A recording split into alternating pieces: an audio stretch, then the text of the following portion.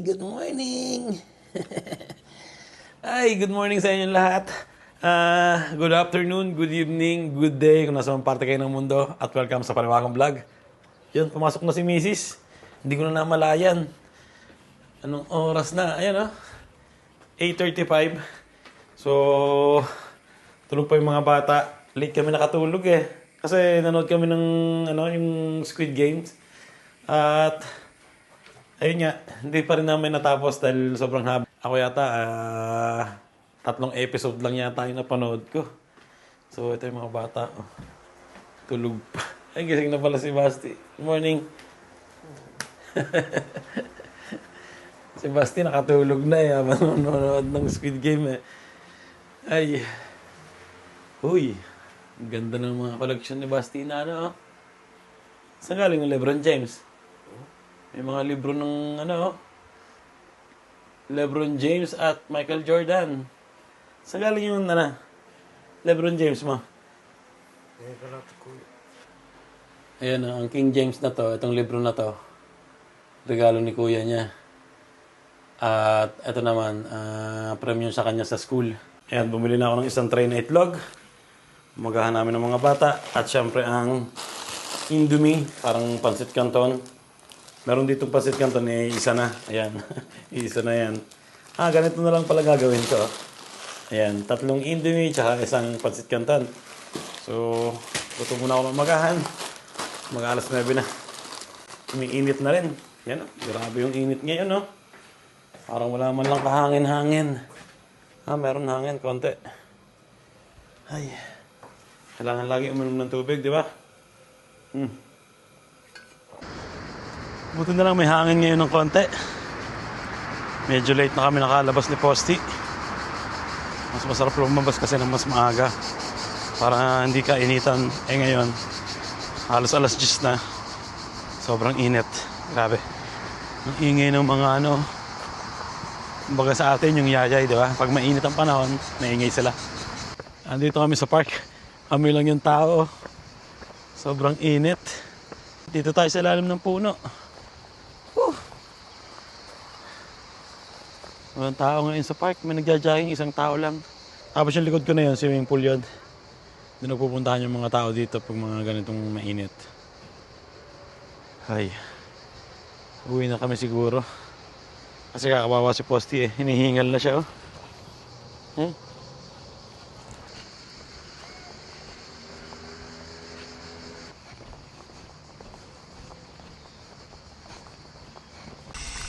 Unuhaw si Posty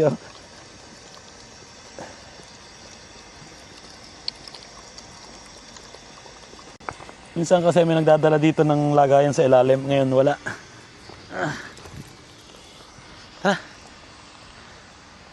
Dito na kami sa bahay. Grabe, ang init. Nasa 5th floor pa yung elevator. Hagdan na lang tayo.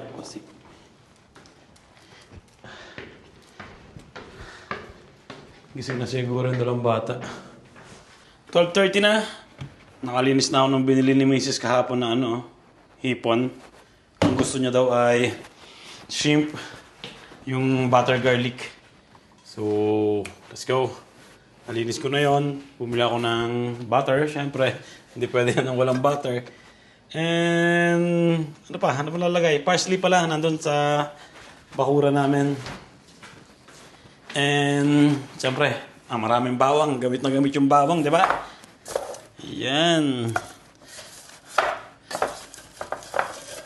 Kukuhanin ko na yung maliliit para matira na lang yung mga malalaki, madaling tadtarin Yan iba, ang lalaki Tingnan nyo naman. Masarap, maraming bawang, syempre, di ba? Butter garlic to. Kaya damihan natin ng bawang yan. Malasa daw tong pula, kaya lagyan natin ng pula. So, okay na yan. Ang dami yan. Butter super garlic na ang tawag dyan, di ba? Ay. Bango ng kamay ko. Pauwi na rin si Mrs. galing sa part-time. And let's go. Luto muna ako.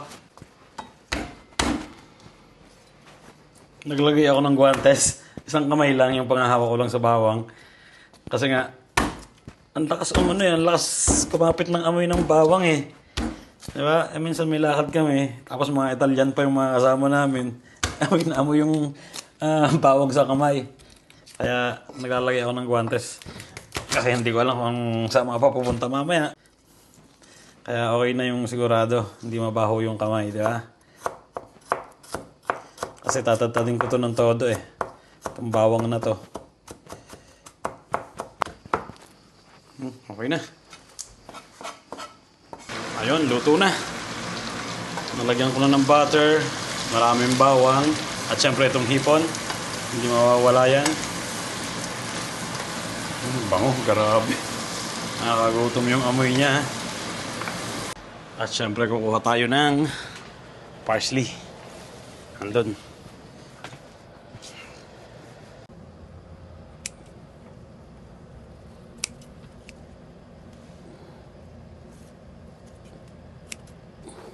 Okay na to. Parsley. Ayan, nahugasan ko na yung parsley. Siyempre, gugupitan natin yan sa ibabaw, di ba? Para masarap.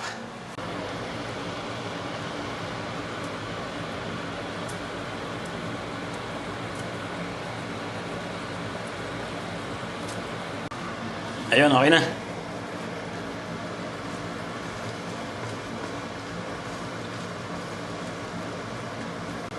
Diba? So, hintayin ko na lang si Mrs. At okay na to. Papatayin ko na yung kalan tsaka yung exhaust fan kasi maingay. Magre-ready naman ako ng plato. Kutsara, tinidor, di ba? Kompleto kami ngayon eh. Nandiyan si Kuya. Nandiyan si Basti. Si Mrs. paparating na. Ang bigat ng plato. Sakit ng ano ko kasi. Hindi ko alam kung bakit. Ito yung ganito ko masakit. Yung mga salgo dito. Siguro sa trabaho. Pero magdadalawang linggo na masakit. Ito yung umagahan ni Kuya. Hindi na nakain. Natutulog pa si Kuya eh. Nanood kasi siya ng Squid Game. Tinapos siya siguro. Anong oras ako natulog? 1:30. May natitira pang 2 episode yata o 3. Siya tinapos niya lahat. Ibig sabihin, siguro natulog yun mga 4 siguro. Diba? Wala naman siyang pasok mamaya. May pasok siya mamaya hapon. So, hayaan muna natin siya magpahinga, diba? Total, nandito naman ako para magluto. Kaya, okay lang. Ayan. Yun, ready na ang lahat. Ready na para kumain. Si Mrs. na lang ang kulang. At magpahinga ng maaga mamaya-maya konti. Dito na si Mrs. Nakatulog na ako. Nakatulog na rin si Basti. Si Basti nga lang hindi na nagising. Tulog pa rin. Ayan, wala siya. Pero dito si Kuya. Anghang, sarap. Sarap. So, manghang.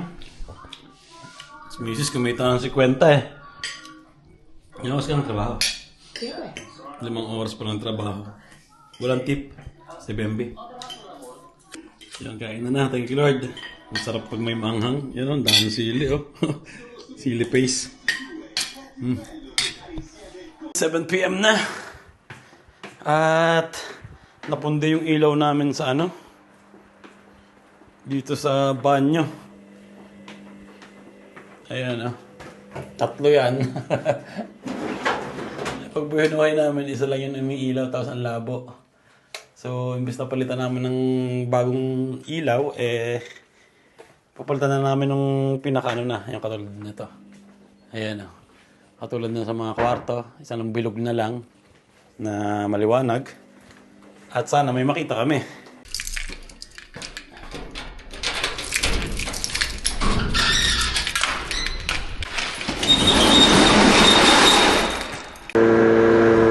Grabe, alas 7 na ng hapon, tirig na tirig pa rin yung araw. Buti na lang, malapit lang yung pupuntahan namin. Hindi na rin kami nakapagtrabaho ngayon sa part-time namin sa parlor kasi nga pagod si Mrs. Siyempre, nagtrabaho siya kanina umaga. Tapos natulog siya. And bukas na lang namin tatrabahuin. Kaya, ayun, gagawin na lang namin yung ilaw sa bahay. Ayun na, andito na kami.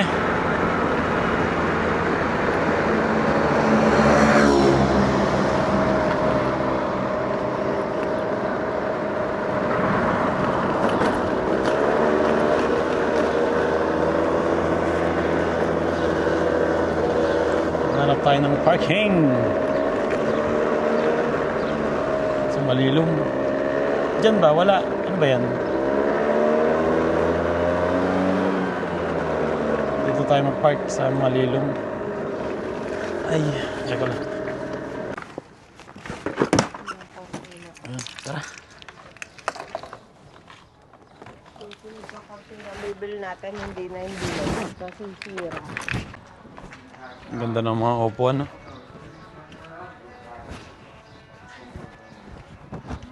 Kung may garden kang maganda, no? Dito na kami sa mga ilaw. Ang gaganda naman ng mga to. Mahal to.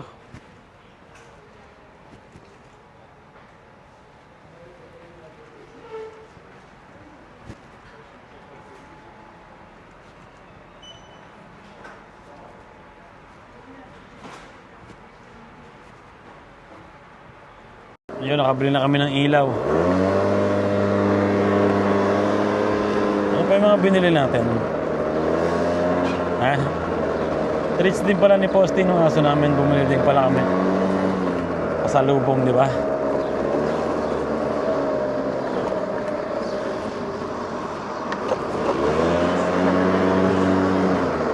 Uwi na sa home base. Home sweet home. Medyo malilom na pag gantong oras na.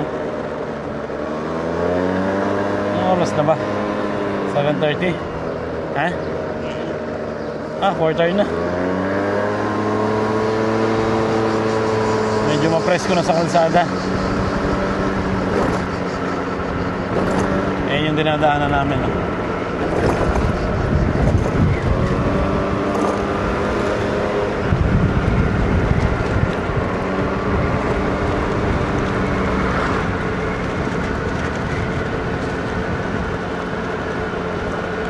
Presko na, marami nagmumotor sa parte na to.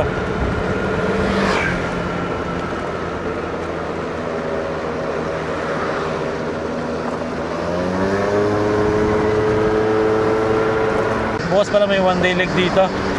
Laban ng basketball, maglalaro daw si Basti. Pero dun siya maglalaro sa under 13. Kaya isang laro lang siguro yon. Pero may liga ng mga tatanda. Pero isang araw lang to. Kaya hindi ko lang kung pupunta pa tayo dun bukas. Hindi ko lang kung makapunta kami dun bukas. Tingnan lang namin. Kasi baka may lakad si Marcos yung panganay namin. Mainit na ulit dito. Maaraw na ulit.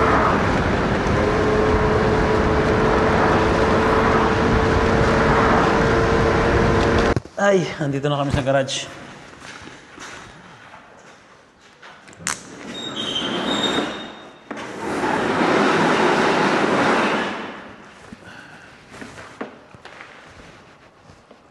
Hindi na tayo nakakapag-bike. Mga flat na yan. Ang tagal na namin hindi nakakapag-bike ni Mrs. Hindi katulad dati, halos araw-araw Sa lumang bahay na. Pero nagpalit tayo ng bahay. Wala na. Manlalaki na kasi din.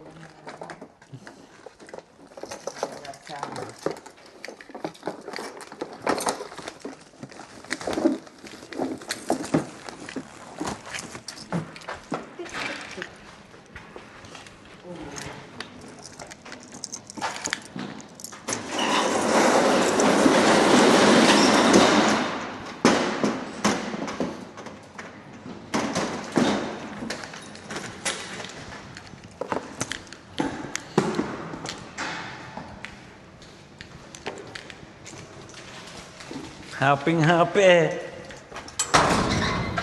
Ayun, nakarating na kami sa bahay at kakainin na lang namin yung mga natira. Yung madami pa, hipon. Tsaka may konting adobo. Meron din kaming biniling treats para kay Posty. Ayan Posty! May treats ka, ha?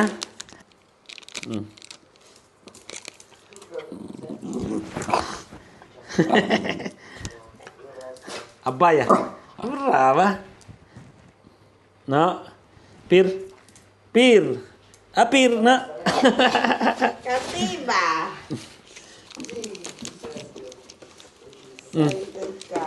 Last. Para makakain ka ng pagkain mo, okay? Oh, padapa-dapa ka na. Saan pa? Brava. Ay, ininit na ni Mrs. yung pagkain at hapunan na. Ito yung binili naming ilaw, oh. Di ba? Lalagay lang yan dun sa taas, sa kisame. At meron ng ilaw, katulad ng sa mga kwarto. Kasing laki lang ba? Yun, oh. Halos kasing laki lang, Chi. Parehas. Ayun, oh. Yung sa mga kwarto. Pero parang plastic yung frame nun. Ito, bakal yung frame. Bakal yung frame nito. Ha? Yung plastic. Mas manipis pati yan. Tsaka yung napapalitan ng ilaw, di ba? Oo nga, may worm to, may white. Pero ito parang lang, white lang. Pero okay lang, di ba? Pambanyo lang naman. Ay. Ayan. Papalit namin dyan. Pero bago namin gawin yun, kain muna kami ng hapunan. At ilalabas pa si Posty. 8 PM na. Ay! Yung mga natira na lang. Hipon. Sasain ko na Adobo. Kuya ulit.